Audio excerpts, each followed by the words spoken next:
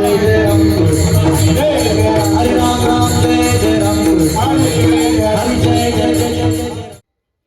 मनुष्याची जी सवयच आहे त्याचं म्हणणं आहे महाराज मान सांगता येतो पण अपमान सांगता येत विठाला विठाला.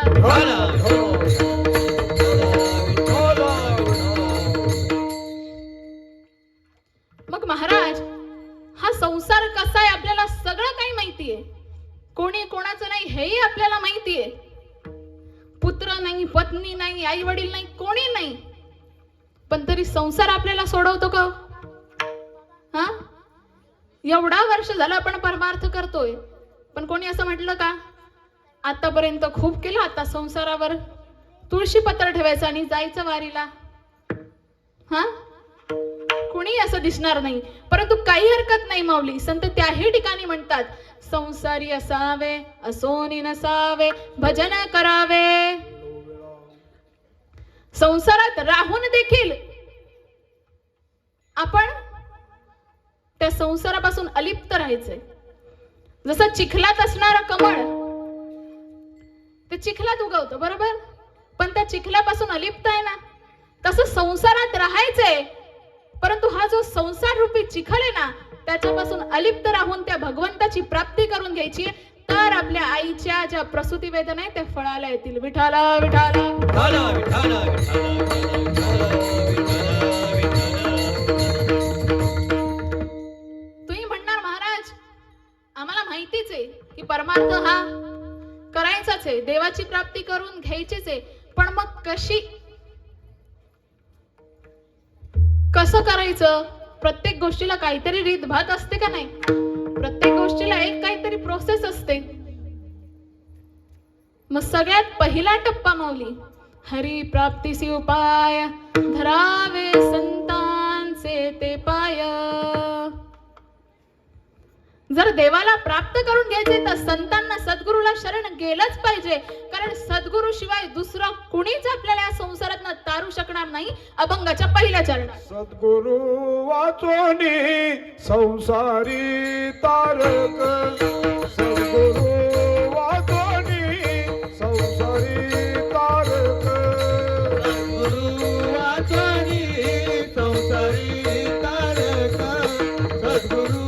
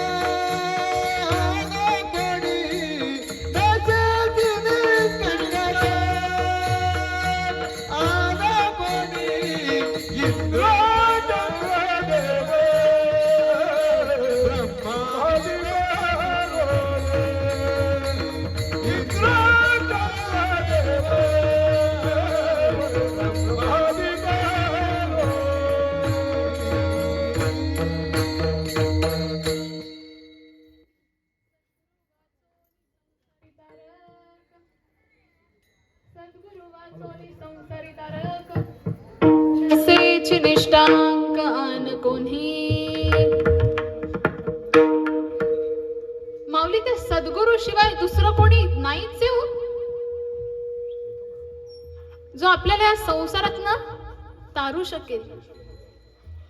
सद्गुरूशिवाय दुसरं कोणीच नाही. गुरु बिना कवन बतावे बाट के गुरु बिना कवन बतावे बाट. बड़ा बिकट यमघाट, बड़ा बिकट यमघाट के गुरु बिना कोण बतावे वाट, गुरु बिना कोण बतावे वाट, गुरु बिना कोण बतावे वाट, गुरु बिना कोण बतावे वाट.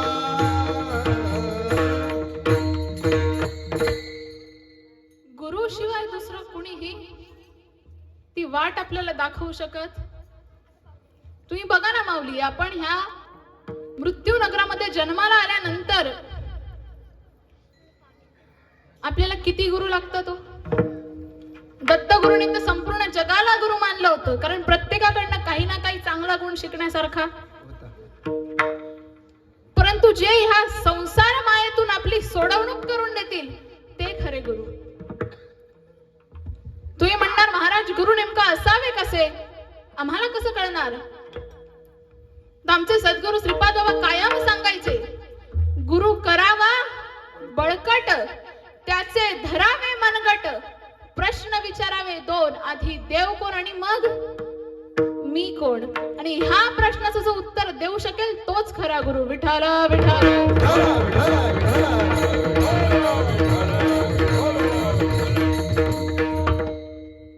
नाही तर मग काय अर्थ नाही माऊली. आज प्रेमानंदजी महाराजांचे बरेच जण व्हिडिओ बघतात, त्यातनं तुम्हाला अष्टसात्विक भावाबद्दल कळालं, ऐकायला मिळालं की हा महाराष्ट्रामध्ये अष्टसात्विक भाव आहे. हे आज सांगितल्यानंतर आम्हाला आज कळतंय. पण एवढ्या वर्षापूर्वी माझ्या बापानं सगळ्यांना अष्टसात्विक भाव काय आहे याची प्रचिती आणून दिली. म्हणून गुरु सामर्थ्यवान पाहिजे माऊली. नाहीतर बाबा म्हणायचे, जिसने पाया उसने छुपाया नहीं, चोरों ने बेच बेच के खाया. विठाला विठाला.